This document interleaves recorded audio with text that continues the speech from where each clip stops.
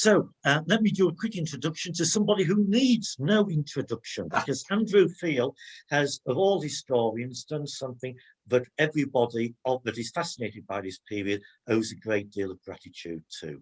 Andrew, of course, is a person who turned around and said, we should look at French sources, and was not prepared to take the load of, how can I put this, garbage we were given before, that there are no French sources for this period. And of course, we can't understand anything that goes on if we don't understand the points of view of the various people.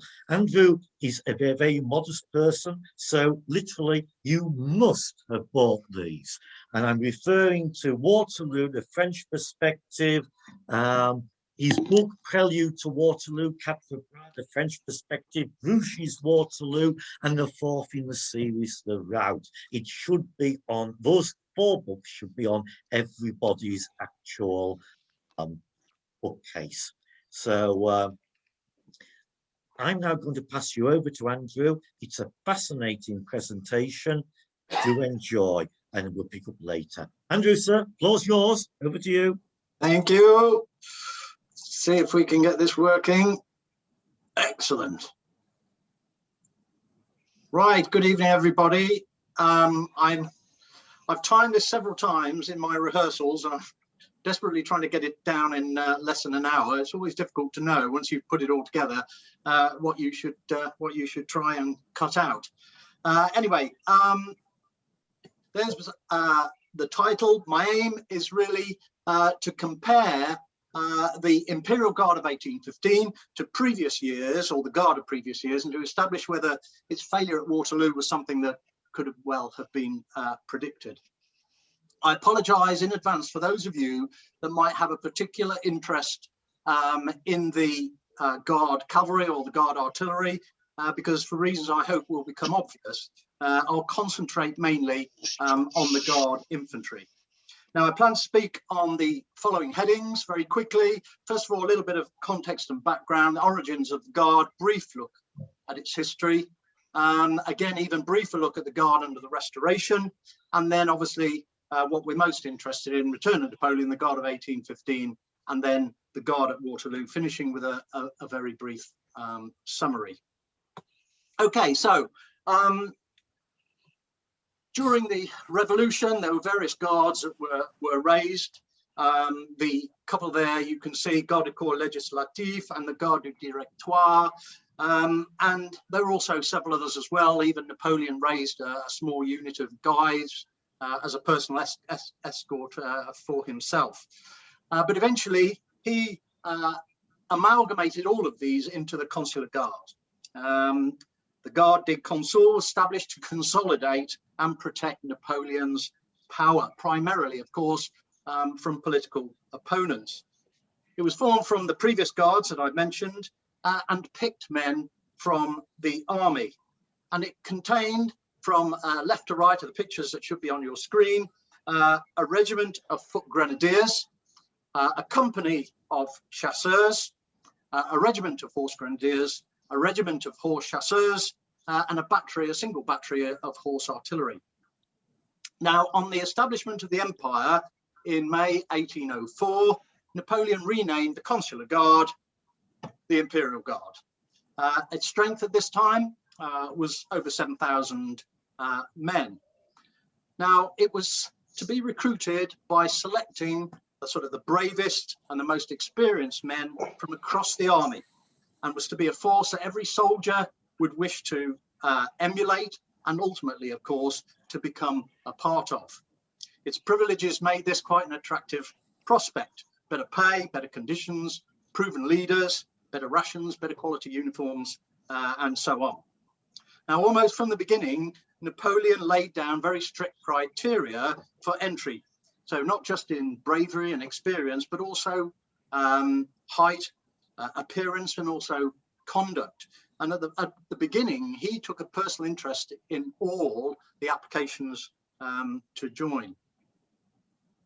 Woe betide, the regimental commander who tried to offload his sort of miscreants, get rid of them and send them to the Guard. As an observer wrote, for Napoleon, the Guard was never just a combat force. It was a tool of patronage, a pillar of his personal power and the ultimate expression of his methods of leadership. In battle, it was to become the ultimate reserve and not to be committed unless the issue remained in the balance or it was needed to avert a disaster. And normally, of course, he would say that it was the former rather than the latter. Now, from 1804 to 1811, the established guard was expanded and many new regiments, as you can see there, were added. The new cavalry regiments all went into the old guard, and a regiment of foot artillery joined the horse artillery. However, the old guard was very expensive, and that's primarily in the cost it took to raise them, to uniform them, to equip them, and to arm them. And so Napoleon looked to expand the guard with cheaper troops. And the new infantry regiments that he raised, normally the sort of bottom two lines, were divided into the young and the middle guard. The pay and conditions of the young guard was actually the same as the line, and their uniforms were not as grand as the old guards. However, they drew their officers and their NCOs from the old guard regiments to give them the experienced backbone which they otherwise lacked, as well as the discipline and the training. In this way, the youngsters were inculcated with the ethos of the guard, and as they gained experience, they could be selected to serve with the more senior guard regiments, or they could be transferred back into their line regiments as non-commissioned officers, as NCOs. Now, significantly, Napoleon often said that he raised the young guard to fight in order to spare the lives of the old guard. Now, whilst the old guard were recruited only from experienced soldiers from the line or other guard regiments, the middle and the young guard regiments were composed of the strongest, biggest and best educated conscripts. They were therefore just 18, 19 years old. And so the guard was immediately getting the best quality recruits, and their cadres were very strong, being drawn from the old guard. And in this next table, you can see how the guard increased in size year after year. So when it was established in 1804, it was just under 10,000 strong. 10 years later, in 1814, it was 10 times that, over 110,000, as you can see. And if you consider the size of Wellington's army or even Napoleon's army in 1815, around the 70,000 mark, you can see that in 1814, the guard was much bigger than that, although this was a paper strength, and I don't suppose it actually achieved that top figure. If we look at the size of the guard in 1812, you can see 56,000, and this is a guard that marched into Russia in 1812. Now at Borodino, very close fought battle, Napoleon's senior commanders begged him to commit the guard, to turn what was a tactical victory into a rout, but Napoleon refused. After the heavy losses that his army had suffered, he wanted to conserve his ultimate reserve. However, conserve it he might have done from the Battle of Borodino, but of course, in the retreat from Moscow, the guard was effectively, like the whole army, was effectively just destroyed. During the campaign in Russia, the Grenadier and Chasseur regiments, the senior regiments of the most experienced men in the army, lost on average 3/4 of their strength. And the short-lived third Dutch Grenadiers, which are actually the people shown in the picture here, went to Russia with 44 officers and 542 men, and they returned with 24 officers and just 17 men. So as we move into 1813, Napoleon has only the frostbitten and exhausted survivors of 1812 on which to build a new guard. But let's go back and have a look at that table. Having marched into Russia with 56,000, in 1813, Napoleon attempted to raise the guard to 92,000 or over 92,000. So one wonders where these men came from. Well, the old guards were rebuilt by drawing on the regiments that had not been deployed into Russia. And obviously the ones that come to mind there, mainly the armies that were in Spain. Now, although these men were new to the Guard, they were all veterans, and many of them no doubt met the criteria of 12 years service. But the new Guard, the young Guard of 1813 and 1814, included a huge expansion of the young Guard. And this resulted in all the fittest and the brightest conscripts being taken into the Guard, leaving the poor old line regiments with all the dregs. And it was hardly surprising that in those desperate campaigns, the manpower of the line regiments were melted away and leaving the battalions as mere skeletons. Napoleon relied ever more on his Guard to do the hard fighting. He actually felt he got better value out of the Guard, and the young Guard in particular, than he did from the line regiments, and perhaps that's understandable. And this is why the campaign in 1814 became known as the Campaign of the Guard, because on all the key battlefields of that campaign in northern France, there are actually more men of the Guard fighting than there were of men from the line. Now, this, of course, was not enough to save Napoleon's throne, and in April 1814, he was forced to abdicate. Now, he was allowed to take with him into exile onto the island of Elba 600 old Guard infantry. That was 300 grenadiers and 300 chasseurs, and perhaps a little bit strangely, 100 Polish lancers. He took those forces with him, and in the relatively short time he was there, those figures were reduced by very few were sent home. Now, with the country almost bankrupt, Louis XVIII was forced to save money, and the main way he was able to do this, of course, was to reduce the size of the army, and in fact he reduced it by half, and in a very popular move he abolished conscription, so that when Napoleon came back, he was very loath to restore conscription, as you can imagine. Now, many soldiers deserted during the Restoration, now that they were no longer serving Napoleon, but most of the officers did swear allegiance to the king, including those of the Guard, many of whom retained their commands. Now, Louis realized and was advised that breaking up the Guard would no doubt have created great discontent at a vulnerable time. So Louis chose not to disband it, hoping that they would transfer their allegiance to him. But he also formed his own King's Guard, the Maison Militaire du Roi.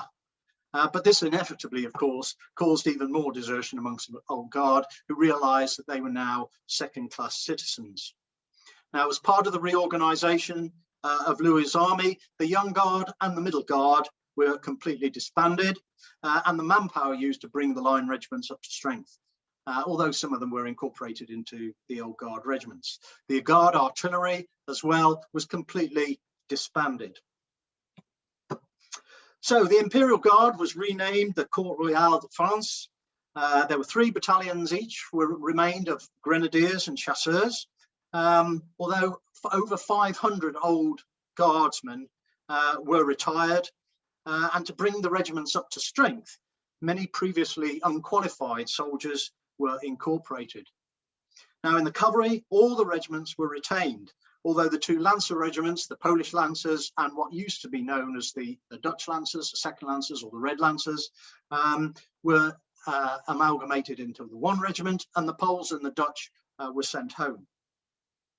Now, all the units of the Guard were sent to outlying areas away from Paris, and again this was seen as a great insult to them, and again sort of generated some mistrust of the king and some dissatisfaction within the Guard. So it was no surprise when Napoleon returned in 1815 that the Guard regiments flocked back to his standard, even when some of them were sent to stop him and arrest him. As soon as they met his small force of grenadiers and chasseurs, they immediately changed sides and joined Napoleon.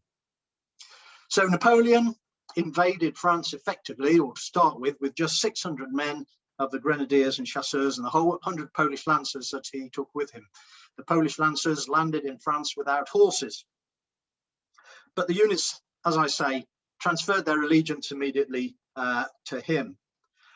Now, obviously, as his elite battle-winning force, Napoleon was very keen to resurrect and build up the Imperial Guard before the inevitable campaign opened. Consequently, on the 8th of April, 1815, he published a decree which laid out the organisation of the new Guard. And the following direction was given for the Foot Guard. The Grenadiers and Chasseurs were each to be composed of 3 regiments, all to be Old Guard. Before, there were only 2 regiments of Old Guard, apart from the short-lived 3rd Dutch Guards, but now there were to be 3, and there were to be 6 regiments of Young Guard. Each regiment was to be 2 battalions, each battalion of 4 companies, and each company was to be 150 men, including officers. So 450 men per battalion. In times of war, however, that strength was to be brought up to 800 men by making the companies 200 each. And then a 4th regiment of Grenadiers and Chasseurs was established by a further decree of the 9th of April, bearing in mind this is barely a month before Waterloo. And also 3 days later, the Young Guard was increased from 6 regiments each to 8 of each, though only 4 of them were completed before the end of the Waterloo campaign. So requirements. Now, to be admitted into the 1st regiment, so the senior regiments, the men required 12 years of service, including as many campaigns. For the 2nd regiment, 8 years.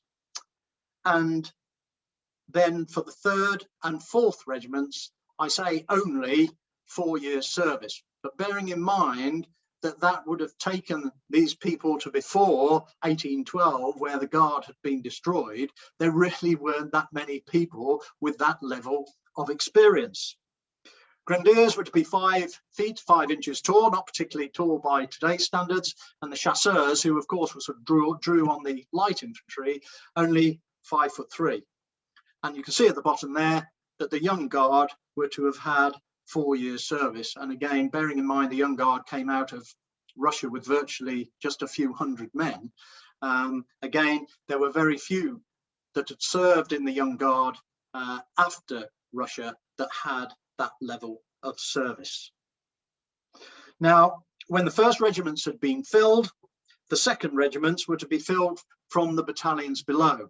So though when the 1st regiments couldn't meet the numbers with 12 years service, they drew the best men out of the 2nd regiments in order to make the 1st regiments up to strength. And then obviously the 2nd regiments, when they couldn't find enough men of 8 years service, they drew soldiers up from the 3rd and 4th regiments.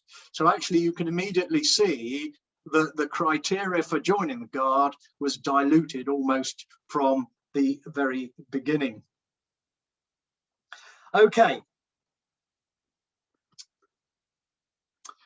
To supplement the manpower, the line regiments were to nominate 2 officers and 20 men or 30 men from their regiments in order to join the Guard. But bearing in mind, particularly for the 4th regiments, the decree didn't come out until into May. You can see that by the time that had made its way down the chain of command to the outlying regiments in France, the men had been selected, put on the road, marched their way to the Guard depots in Paris. Very few of these men actually joined the Old Guard regiments before the campaign opened, and probably almost none of them fought at Waterloo.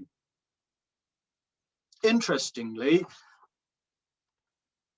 a sort of people volunteering, ex-Guard officers, ex-Guard NCOs flocked in to volunteer for service. So actually Napoleon found himself with too many officers and too many NCOs for the regiments that he was raising, bearing in mind how big the Guard had been in 1814.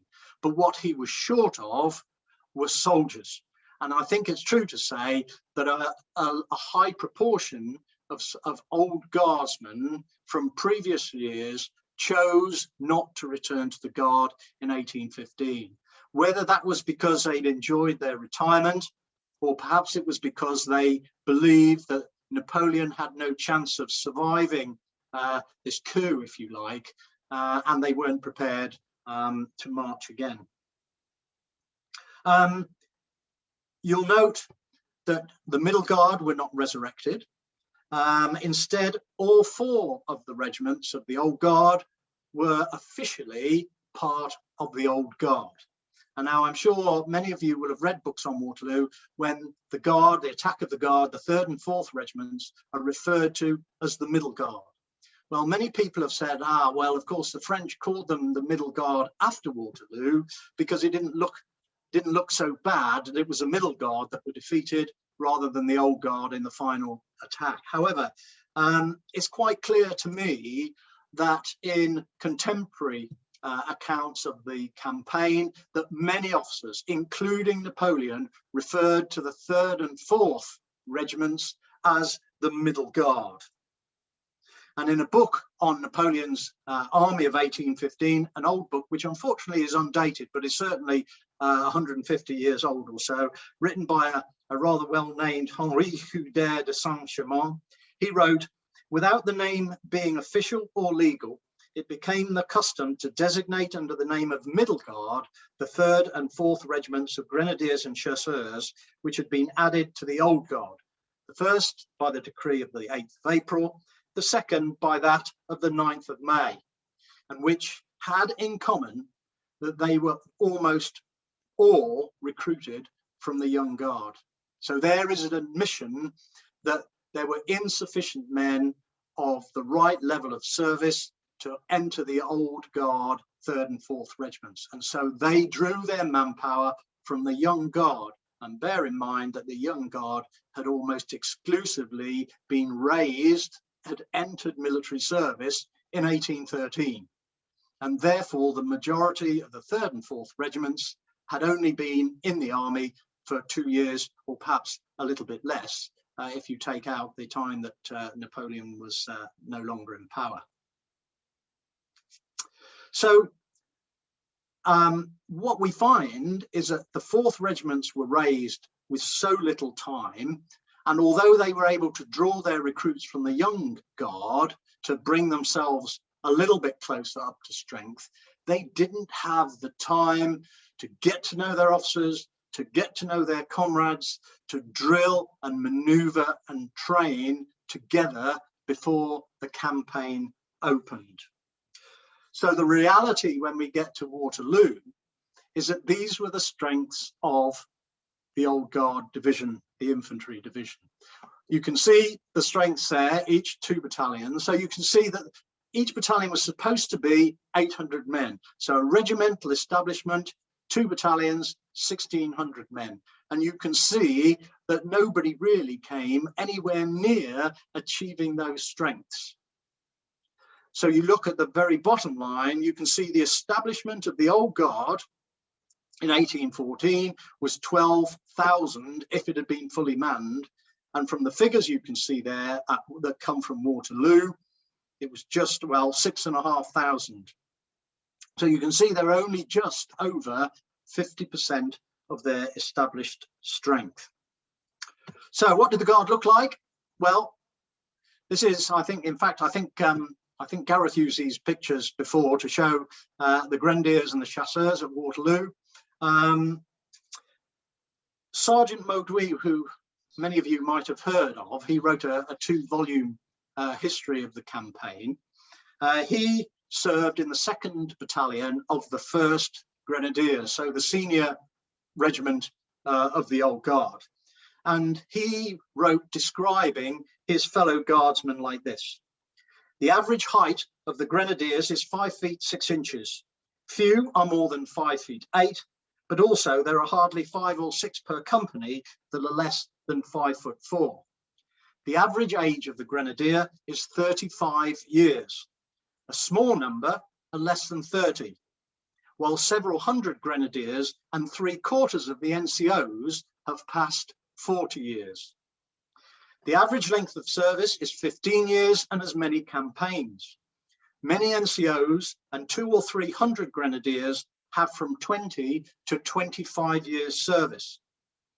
The regiment counted in its ranks on departing for Waterloo around 1,000 decorations and 40 to 50 financial awards out of an effective of 1,300.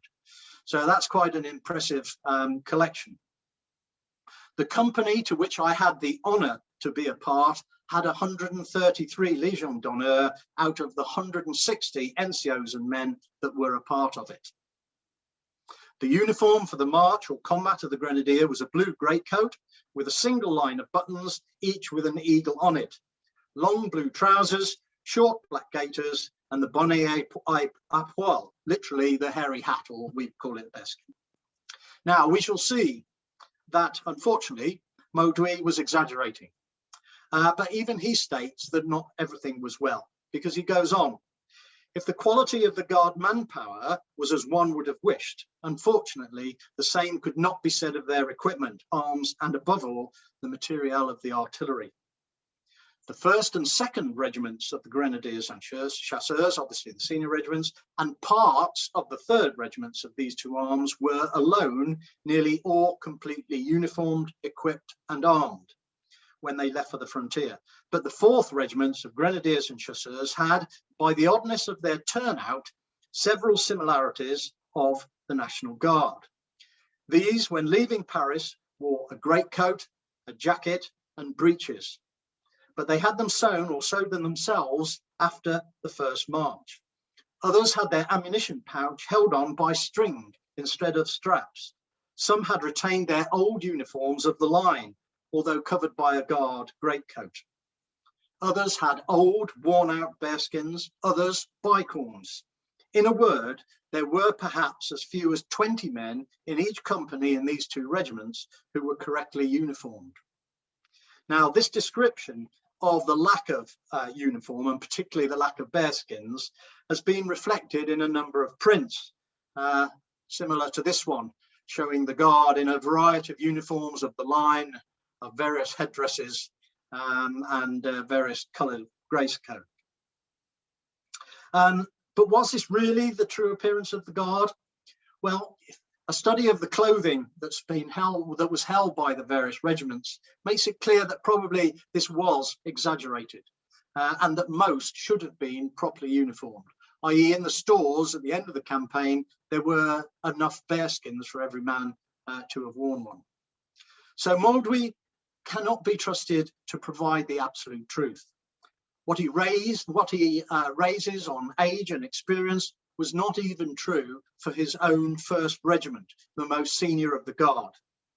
However, first, let's look at one of the true veterans of the old Guard infantry, Sergeant Major Ambroise Delamare.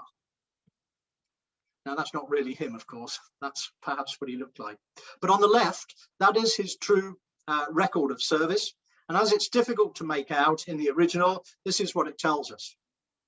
He was born in 1788, so he was 27 at Waterloo. He was conscripted a year early. The French used to conscript their soldiers aged 19, but he entered when he was only 18. He was assigned straight to the 2nd Regiment of Fusilier Grenadiers of the Imperial Guard. Now, those were a middle guard unit, so he was obviously quite a well-educated, well-built, well-turned-out civilian, and therefore he was put into a guard unit. In 1807, he served in East Prussia against the Prussians and the Russians, and so presumably he was at battles like Eylau, Heilsberg, and Friedland. In 1808 to 1809, he served in Spain, but did not fight against the British. In 1809, he was transferred back into France and then into Austria to fight against the Austrians. And again, the Guard were present at Aspern-Essling and Wagram, and we can presume that he fought there too. In 1811, he returned to Spain, but very soon after arriving there, he was withdrawn again back for the invasion of Russia. And he was transferred from the Fusilier Grenadiers from the Middle Guard into the 2nd Regiment of Grenadiers in July 1812. So he'd been promoted from the Middle Guard into the Old Guard and joined them just before the invasion. Therefore, obviously, he was a man that was being brought in to bring the regiments up to strength. He must have been present at Borodino and took part in the retreat, during which he was wounded by a musket ball to the thigh at the Battle of Krasnoy.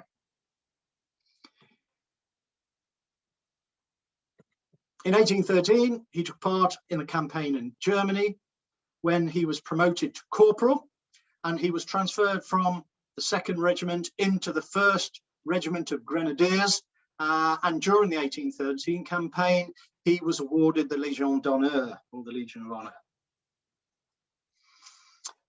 In 1814, he took part in the campaign of France. Remember, the Old Guard did a lot of fighting during that campaign, and he was promoted, interestingly, from corporal, missed sergeant, and was promoted to sergeant major, and he was posted back to the Guard School of Instruction, which was just outside Paris, and clearly he was posted there as an instructor.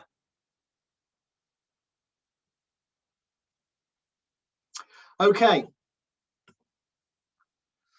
When Napoleon abdicated, he entered the Grenadiers of France into the Royal Guard, and he was awarded the rank of Sergeant Major. In fact, I've already said that, my apologies.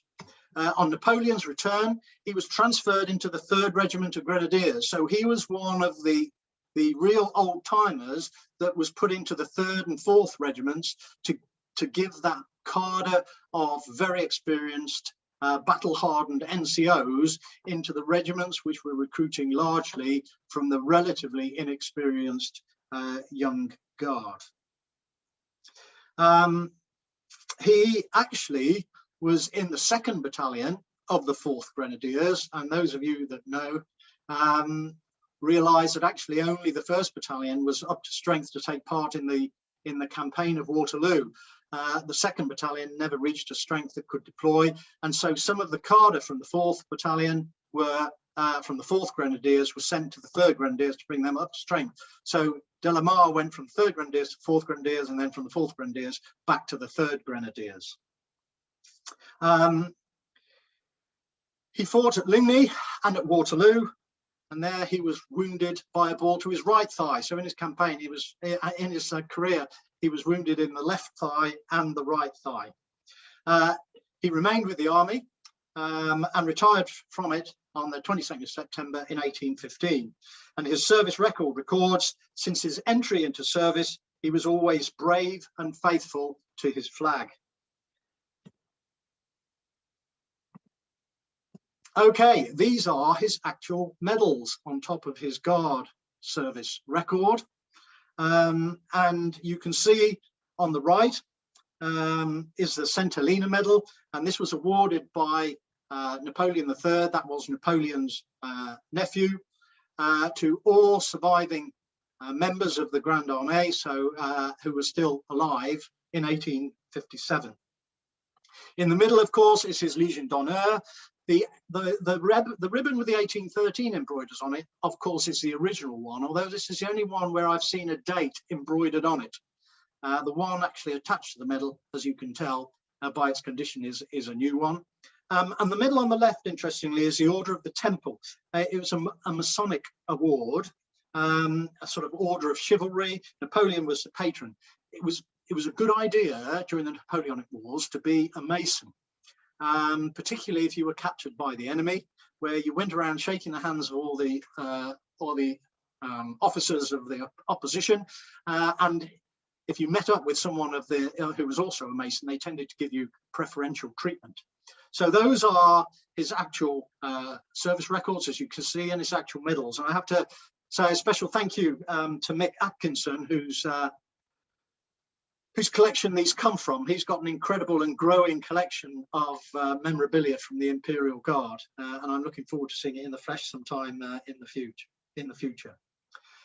Okay, so the truth is that the Old Guard of 1815, or the Old Guard, had been destroyed in Russia. So the Old Guard of 1815 were really those people that had served in the Guard only since 1813.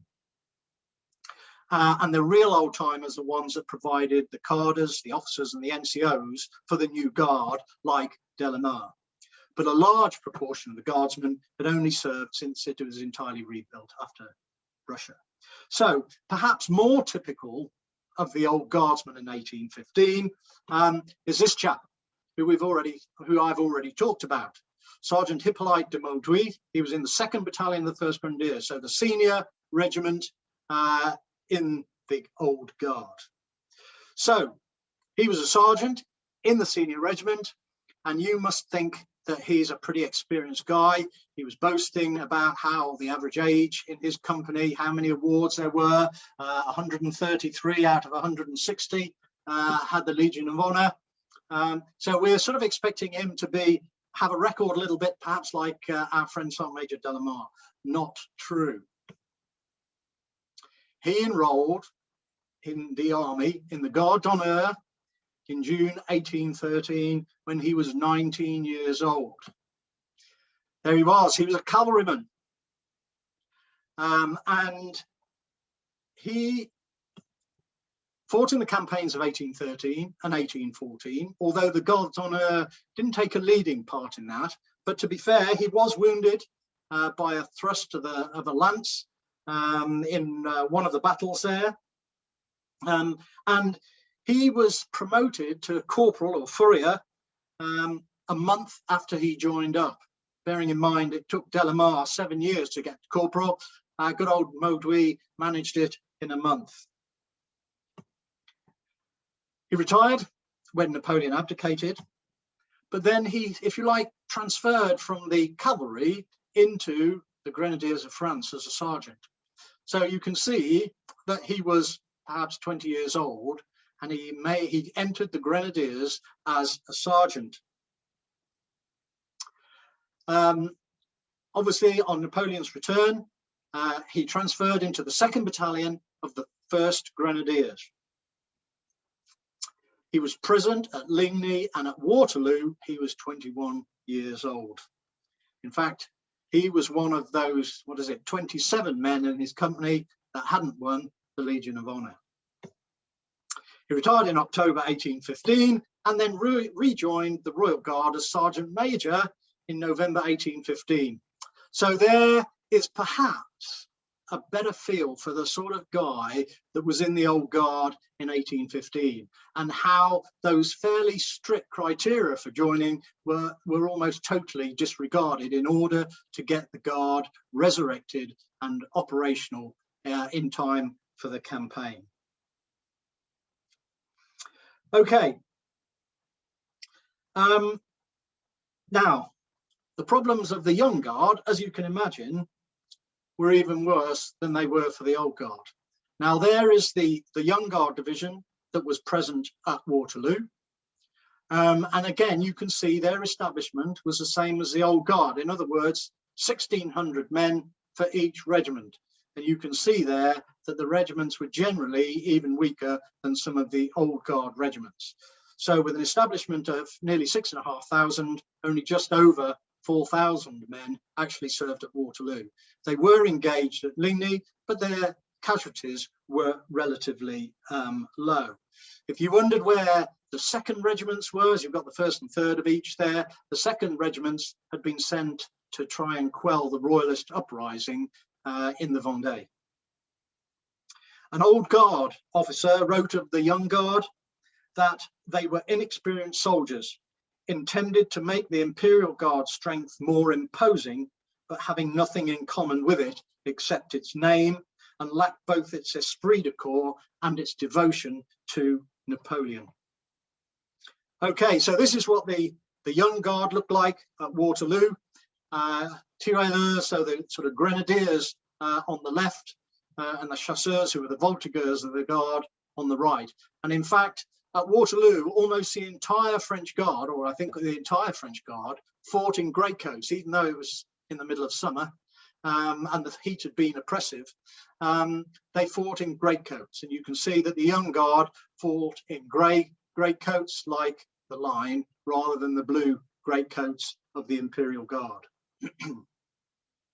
Now, I did say I wasn't going to talk much about the Imperial Guard, but I am going to talk a little bit. Now, the decree of the 8th of April also included some direction for the Guard cavalry. And basically, the Guard cavalry was to contain the same regiments as it had always contained: the Grenadiers, the Dragoons, the Chasseurs, the Light Lancers, and a company of gendarmerie, so military policemen. Now, these regiments still existed, right? Throughout the Restoration, those regiments continue to exist, and therefore it was much simpler to re-establish the old Guard regiments on Napoleon's return. They weren't trying to raise new regiments of Young Guard and the 3rd and 4th regiments of Grenadiers and Chasseurs as the infantry had to do. They started off with 4 squadrons, but the 2 light cavalry regiments were increased to 5 squadrons before the campaign opened.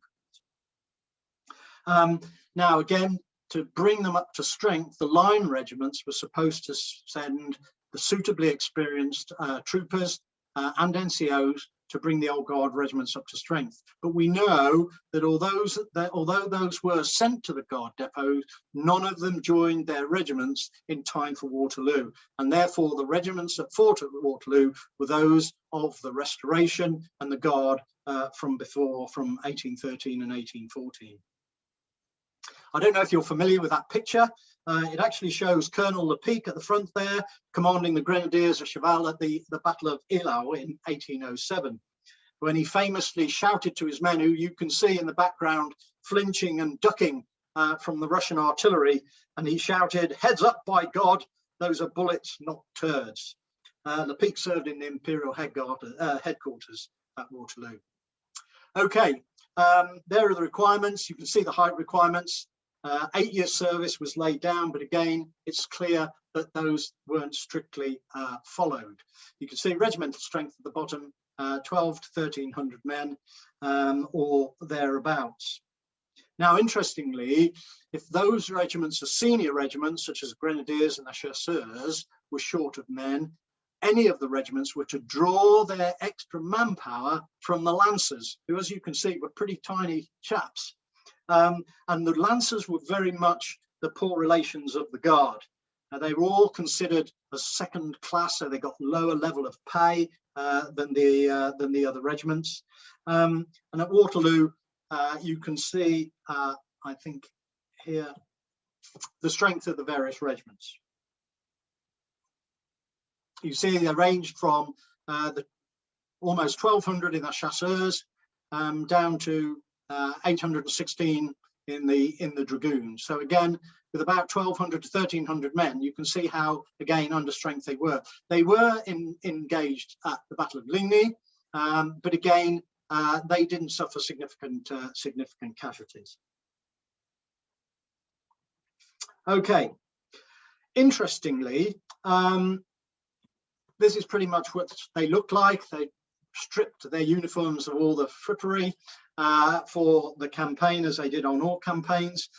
The research done by Paul Dawson, who I'm sure many of you have heard of, gives a very good feel for the men of the Grenadiers. So really the sort of senior, along with the Chasseurs, the senior regiments, certainly the senior regiment of the heavy cavalry. And actually you can see, you'll hear that they suffered far less than the infantry in maintaining experienced manpower. Now, although 80% of the manpower of the Grenadiers had only joined the Guard since 1813, the rebuilding of the Guard in that year had drawn really experienced men from all the cavalry regiments of the army. And therefore, although they had relatively little experience in the Guard, they were experienced troopers and had actually fought some really hard battles during the campaign of 1813 and particularly 1814. The average age of the regiment, the average age of the trooper really was 35.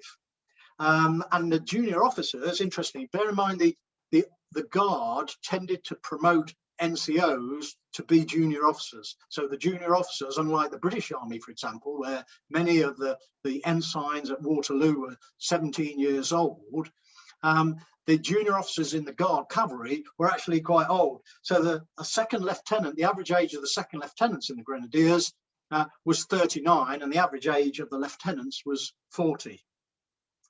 So the cavalry didn't have the same problems as the Guard infantry. And the same is true really of the Guard artillery. We'll have a very quick look at them. Remember that the artillery had been completely disbanded during the Restoration. And therefore they had to raise the Guard artillery again from scratch. Now you see the old Guard artillery was made up of 6 batteries of foot artillery and 4 batteries of horse artillery. Now, a couple of batteries are attached to the foot guard, but the remainder would go to the artillery reserve. Now, normally the whole or much of the artillery reserve of the army were Guard artillery, but there was insufficient time and insufficient manpower to raise the artillery reserve to that level, and therefore the artillery reserve had a number, as you see, 6 auxiliary batteries, and they were line artillery. They weren't Guard, but they were attached to the Guard. So you can see that at the bottom there were 72 guns of the Guard and 46 of the auxiliary artillery. Interestingly, in the artillery, the biggest shortage was not so much of men, but horses to pull the guns, horses to pull the ammunition caissons. And the Guard was only able to leave Paris for the front in June 1815 by requisitioning 400 horses from within Paris and the area around it.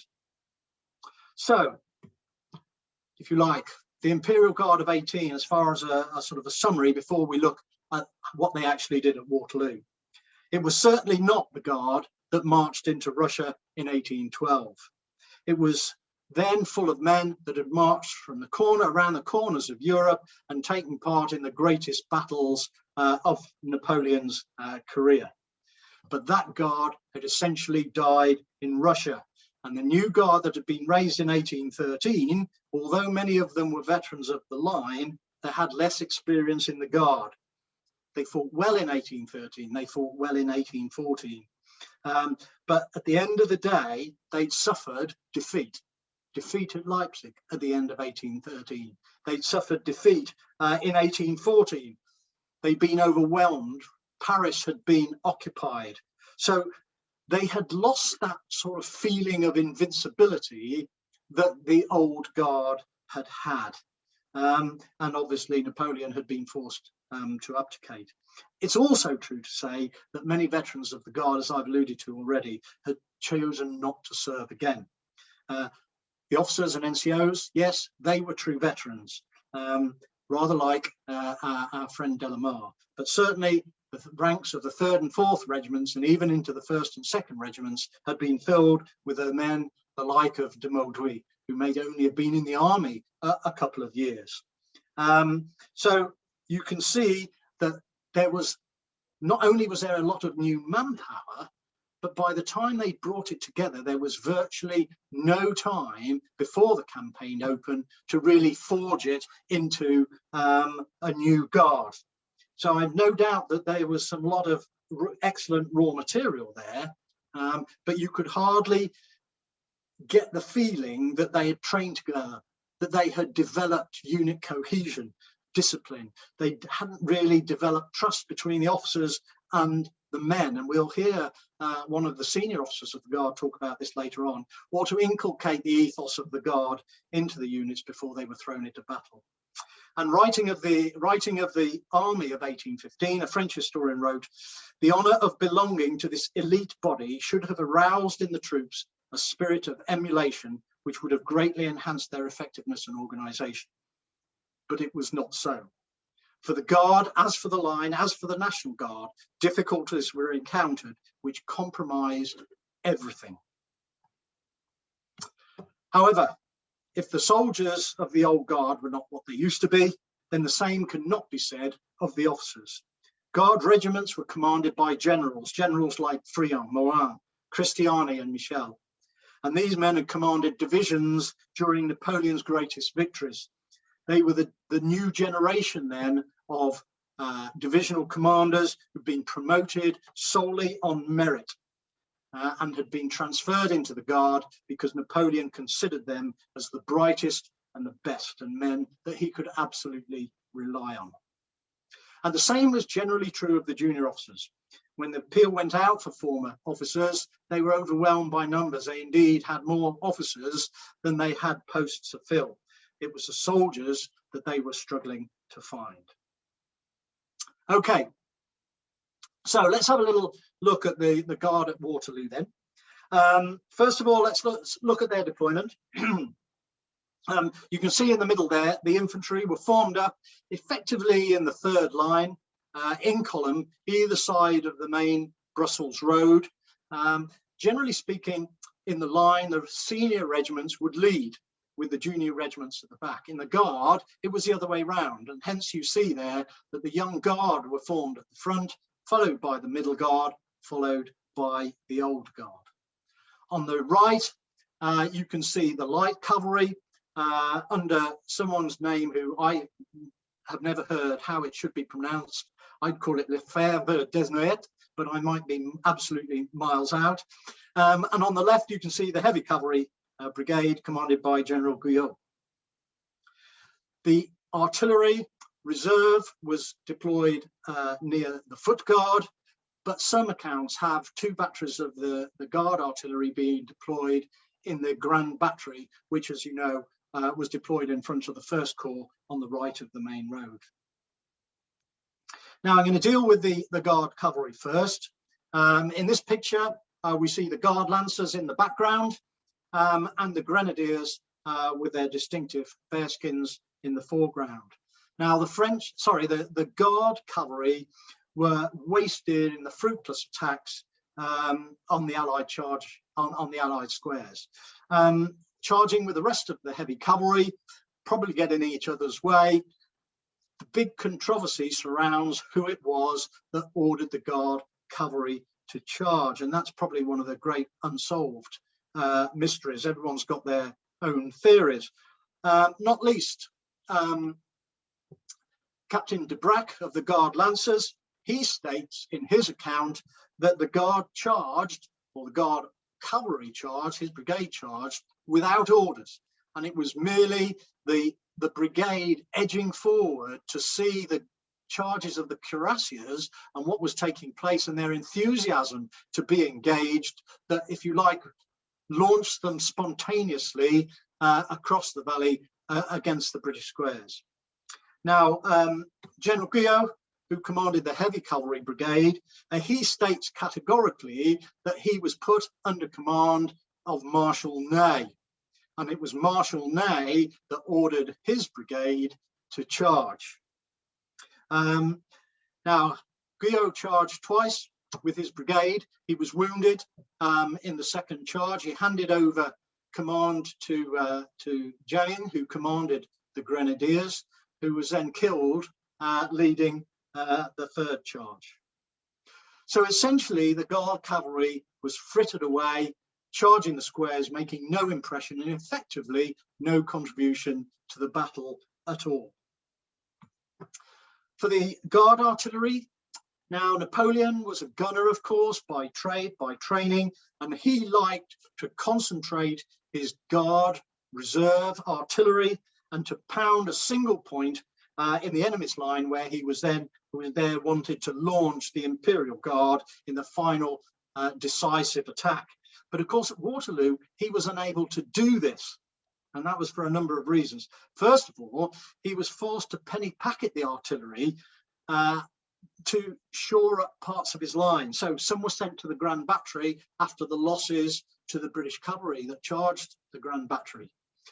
Some were sent to help in the defense of Plancenoit against the Prussians. Some were sent with the Guard in their counterattack, the 2 battalions that attacked into Plancenoit. He sent a couple of batteries with them. And then by the time the final attack came, he only had 2 batteries of horse artillery available to escort the attack and give close range artillery support. So thus they had no huge impact on the battle.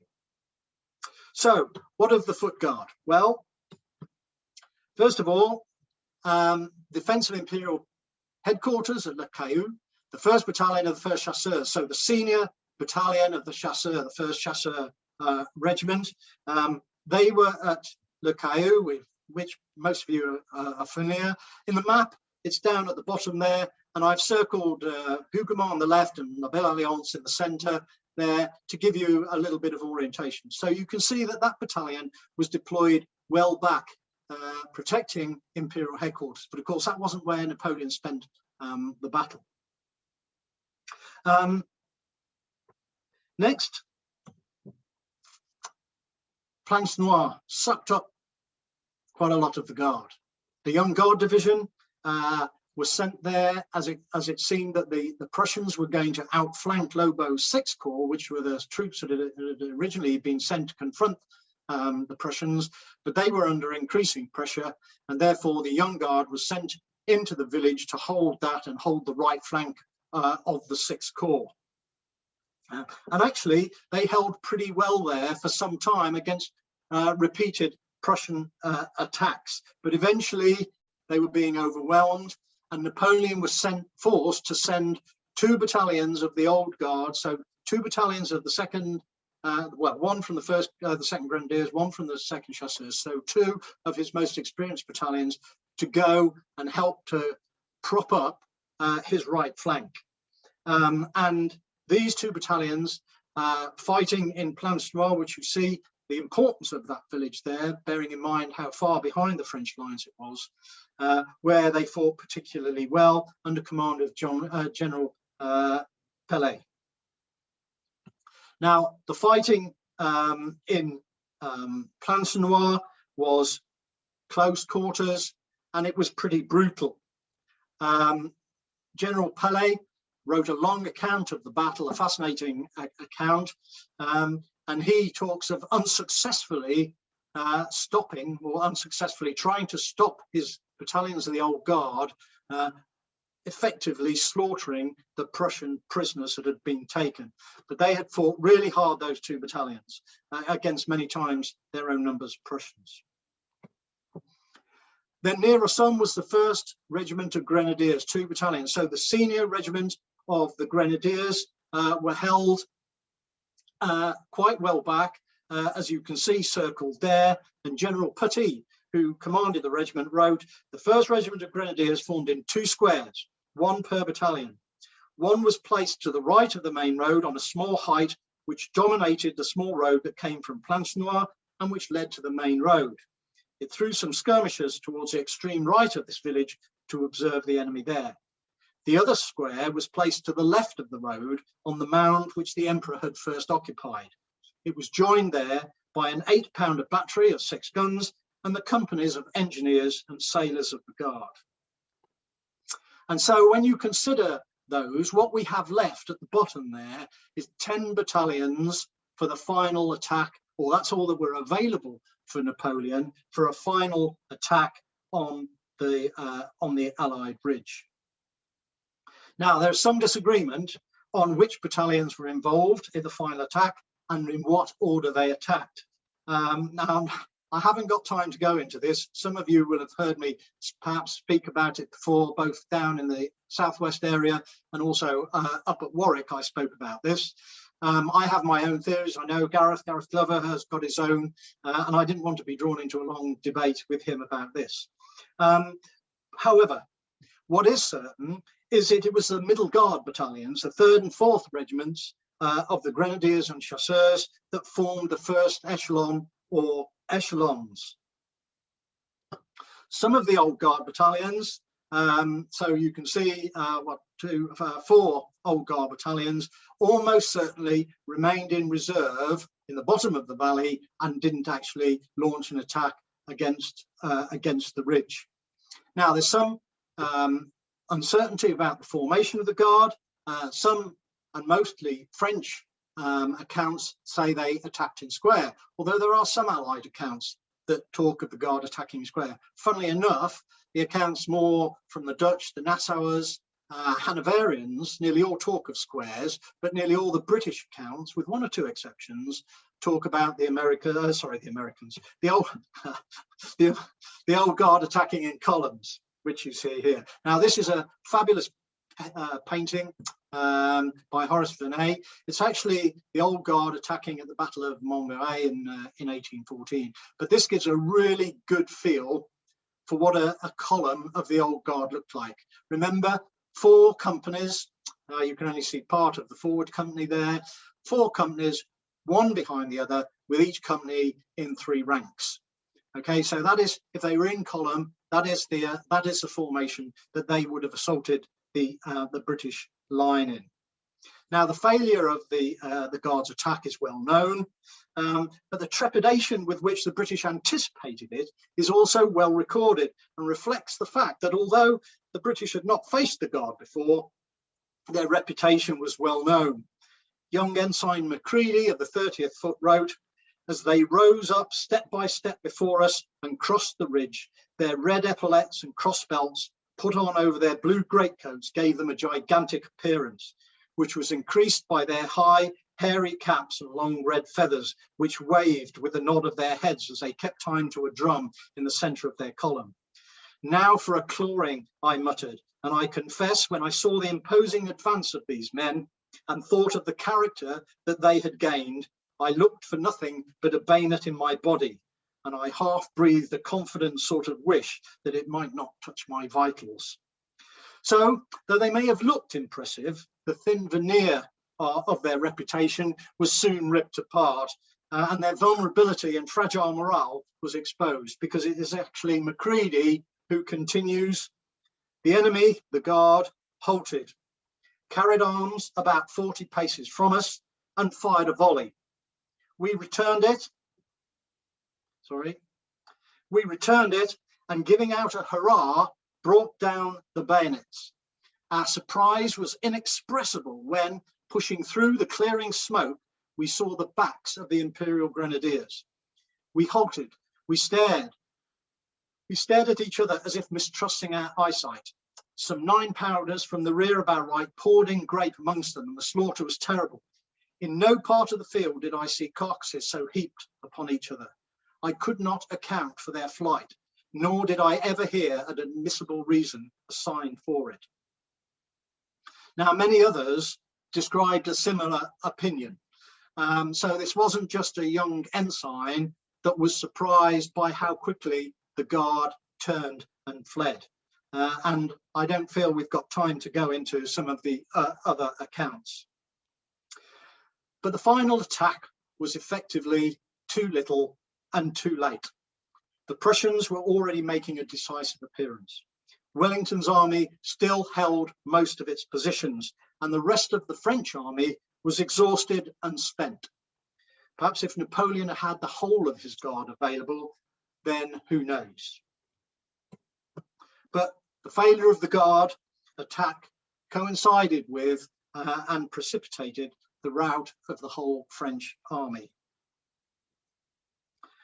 After the defeat of the Guard's attack, the Old Guard battalions formed square to try and hold the Allied advance as the British infantry advanced and the cavalry brigades of Vivian and Vandeleur flooded down from the Allied ridge. Now, that didn't say that the Old Guard had given up and lost all their fight. The 10th Hussars, the 10th British Hussars, ordered to charge one of the squares, found that they were still ready for a fight. The squadron that charged suffered heavy casualties, including the squadron commander, Major Howard, who, falling near a square, grenadier of the Guard, stepped out of the ranks and beat his brains out with the butt of his musket. Okay, so what happened to the various Guard battalions as the army disintegrated? Well, you'll remember that the 1st Grenadiers, the 1st Regiment, were well back near Rossomme, and it was here that Napoleon joined them. He temporarily took refuge in one of the squares of the 1st Battalion, but then ordered General Petit, who commanded the regiment, to retire. And this was done in order because, of course, they were further back and therefore they weren't as harassed by the British as the others were. But in the darkness, many men got lost. But on the whole, that regiment was able to get away and rallied at Laon. The 1st Battalion of the 2nd Grenadiers was under command of General Christiani. the regimental commander, and it was one of the squares that stayed in the valley between the two sides. He wrote of his retreat. Then I began my own retreat with my battalion in square. Several balls fell amongst us that caused some confusion in the ranks. The voices of the officers were unfamiliar, and arriving in the vicinity of the 1st Regiment of Grenadiers, my soldiers left the ranks, and it was impossible to rally them. I joined the road towards Genappe. I also saw General Roger there. We endeavoured to rally as many as possible before night, but we were abandoned. Now, the 2nd Battalion of his regiment had fought in Plancenoit, and that seems to have disintegrated except one company that attached itself to the Chasseur Battalion, and that withdrew in some sort of order. Now, the 1st Regiment of Chasseurs, we've heard about the 1st Battalion at La Caillou. The 2nd Battalion seems to have disintegrated. Now, perhaps the most famous square, of course, was led by this chap, General Cambronne. And he was approached by the battalion of Osnabrück Hanoverians, commanded by General Halkett, and he, of course, was apparently called on them to surrender, and General Cambronne shouted back, "La garde meurt ne s'en pas," the guard dies but does not surrender. Well, that, of course, is one of the great myths of the battle. Cambronne himself denies ever saying that, and said that he actually replied with something more soldierly. Either way, he was wounded in the head, his horse was shot from underneath him, and he was left for dead by the battalion and was captured by Colonel Halkett, as opposed to General Halkett. And without his leadership, that battalion broke up and dispersed. Now, the other battalions, it seems, did pretty much the same. There aren't accounts from the French from these battalions, and perhaps it's no surprise to guess why not. The only other account comes from General Palais, who, as I said, commanded in Plancenoit, and this is what he told when he decided to withdraw. "I had the drums beat the rally, and I retired with what remained of the battalion and a company of grenadiers, about half of my men. I continued to retire little by little, broken up each moment by the necessity of crossing broken lanes, passing through woods and ditches. The battalions of the old guard finished by dispersing completely and passing through Genappe." So most of the guards broke up, or the squares broke up and dispersed. Of course, the 3rd and 4th regiments of both the Grenadiers and the Chasseurs were effectively entirely destroyed in their attack on the ridge, both by the fire that they came under when they were in close encounters with the British, but also by the advance of the British infantry and cavalry. And so those battalions were broken and overrun by the British, and many of them were taken prisoners. Some of them also, seeing that all hope was lost, left the army deserted and went home. Rallying at Laon, so a considerable distance back from the front, the French army was finally able to rally and bring together as many men as it possibly could. And between the 23rd and the 26th of June, it was able to take returns and to assess the level of manpower they had left and the casualties that they suffered. And here you can see the Guard losses as at the 26th of June. So these weren't necessarily men that were killed and wounded at Waterloo. They include prisoners, they include deserters, they include people that were still spread out across the countryside trying to find their units. But as you can see, that the highest level of casualties fell amongst the 3rd and 4th Grenadiers, the Middle Guard, who launched that attack, the Young Guard, who fought in Plancenoit, and perhaps unsurprisingly, the cavalry that suffered most were the poor brethren of the cavalry, the Lancer Regiment. So as you can see, that as a total, the Imperial Guard lost 64% of its strength. Okay, the artillery, the Guard artillery was left with 18 guns out of that sort of total of 100, over 100, 110, something like that, 120, I think, in total, including the auxiliary batteries. So over 100 guns were lost. The loss of officers were about in the battalions were about the same, although in the 4th Grenadiers, which remember only had a single battalion, there were, out of 25 officers, 4 were killed and 19 were wounded. So casualties 92% in that battalion. And the senior officers in the Guard lost in proportion too. The red crosses show the senior officers that were killed. The orange ones, the ones who were wounded, and of course a single one, Cambronne, who was prisoner, is a green cross. Now the white units at the bottom were those that took part in the final attack, the 10 battalions that remained behind and either took part in the attack or formed square at the end. And you can see, if you look at the 3rd Regiment, you can see that the regimental commander, Mallet, and both battalion commanders were killed, and that there were few of those battalions that escaped. Also, in the Young Guard, the commander of the Young Guard was mortally wounded, died on the 20th. His second in command and one of the 2 brigade commanders were wounded. In the Guard cavalry, we've heard General Guillot was wounded. Jamin was killed. The brigade commanders of both the Light Brigade was also wounded, and the commanding officers of the Lancers and the Chasseurs were both wounded too. And also, sorry, one last thing, the commander of the Guard artillery was also killed. Okay, so summary. Well, the contribution of the Guard cavalry and artillery can be summed up in just a few sentences. All right, they retained a much higher proportion of veterans than the Guard infantry, and yet their huge potential was frittered away throughout the battle. The cavalry, because they were swept up in the great cavalry charges, and really artillery because they were deployed all around the battlefield and weren't concentrated in order to make a bigger impact on the Allied line in advance of the attack of the Guard. As far as the Guard infantry are concerned, well, they were a Guard that begged to deceive, and I think I've probably covered this in enough. Clearly, they were a mere shadow of their forebears.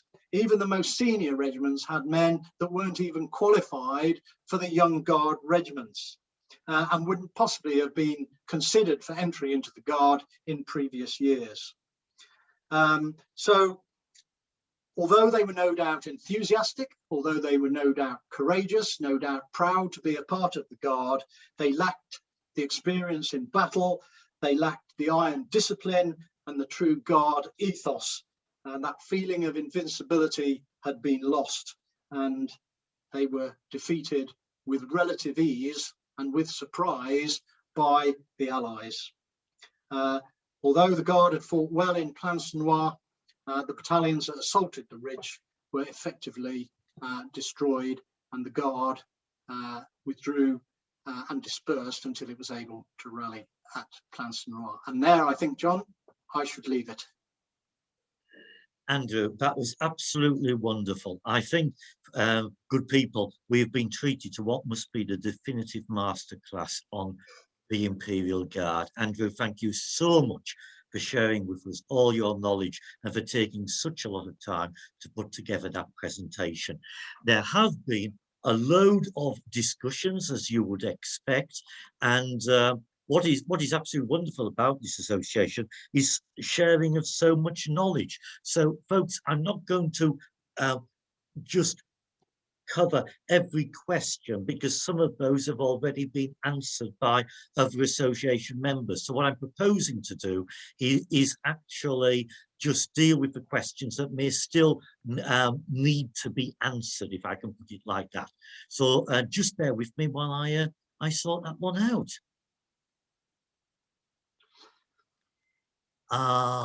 Let's go up here. Fantastic. Right.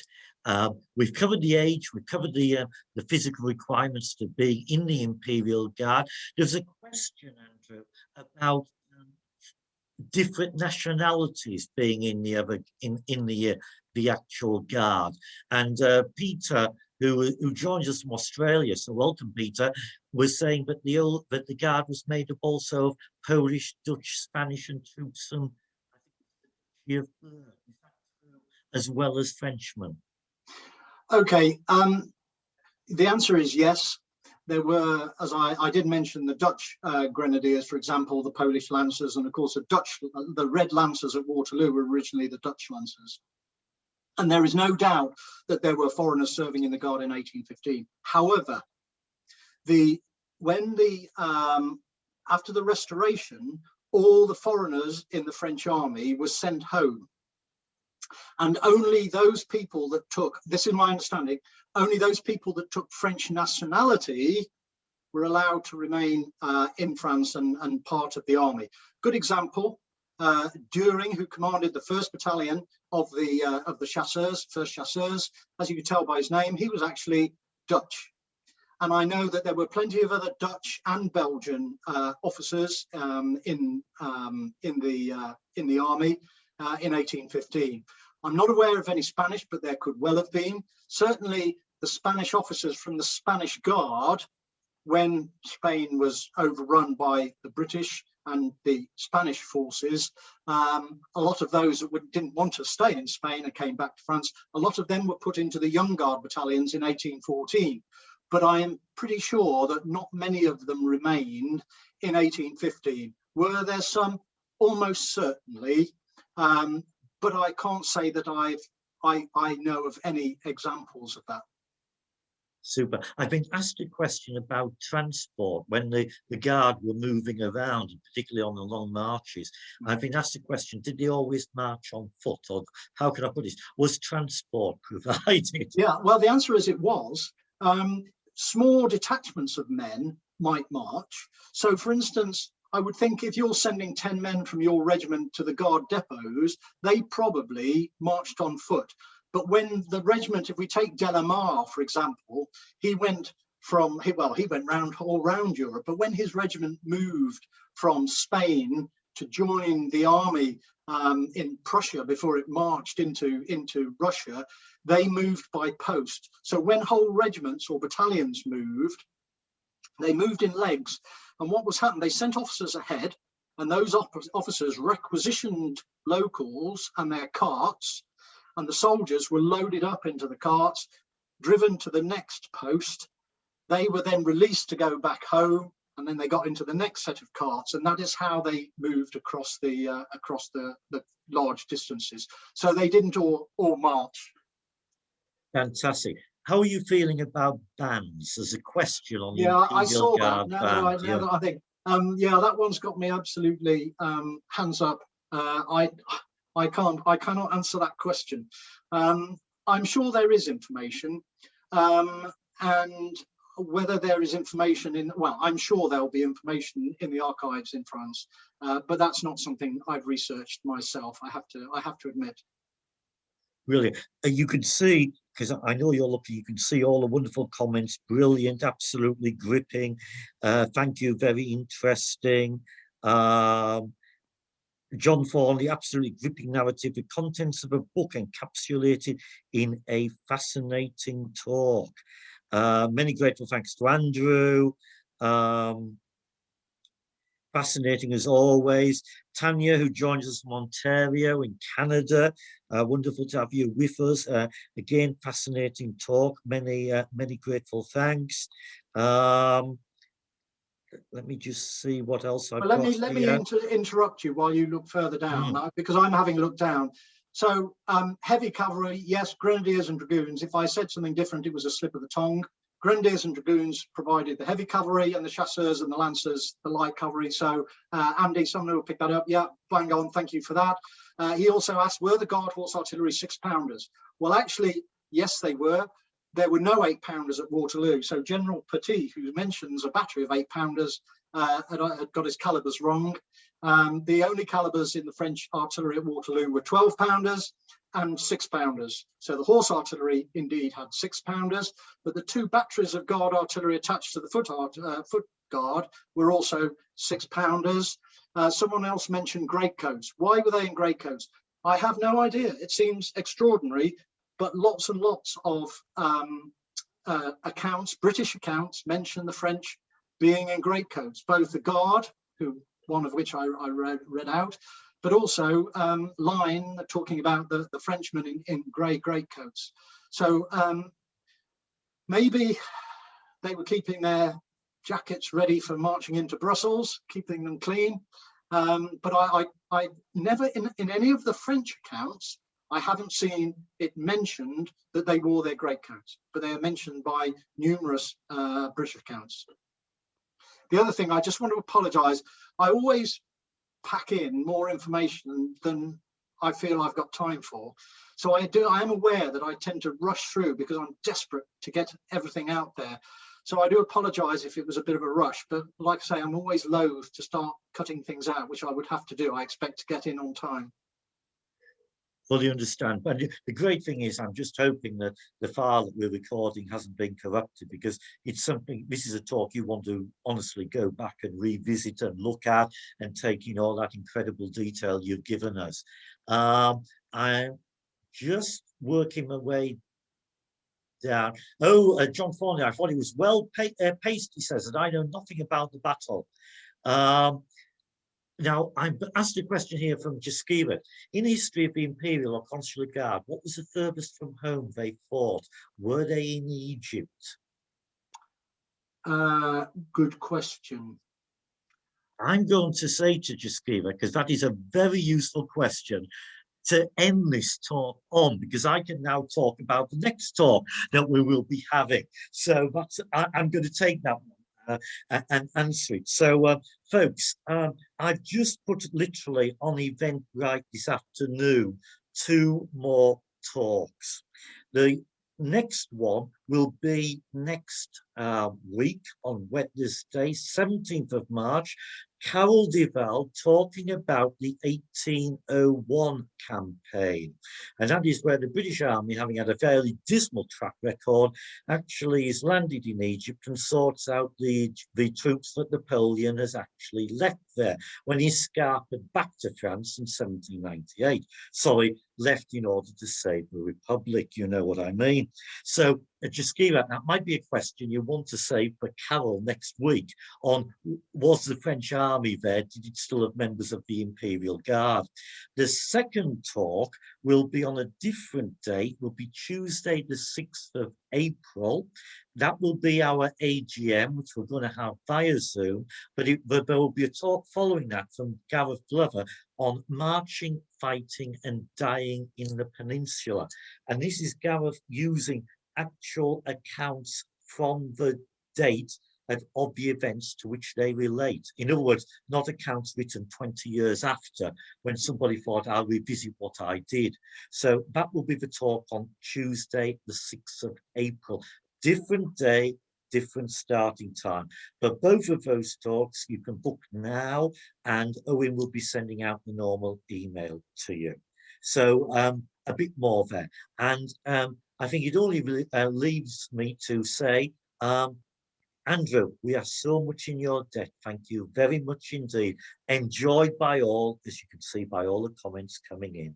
Yeah, thank you very much. It's been a pleasure. I'd love to spend more time answering. I'm looking through the comments. I know there one or two about references and things. It'd be great to discuss those, but unfortunately, time prevents us. I think I would recommend, sorry, if you want references, probably, here's someone who says he just tries not to advertise all his books. My Waterloo book, the account of the Guard in there, I think nearly all the references that I use tonight are in that book. So there's another sale. It's only available, I think, now in paperback, but get the ebook because it's really cheap. Always a good thing to bear in mind. Folks, thank you so much for joining this evening. I know you really enjoyed it. Look forward to seeing you on Wednesday next week. Stay safe. And again, grateful thanks to Andrew. Thank you, sir. You're welcome. Thank you.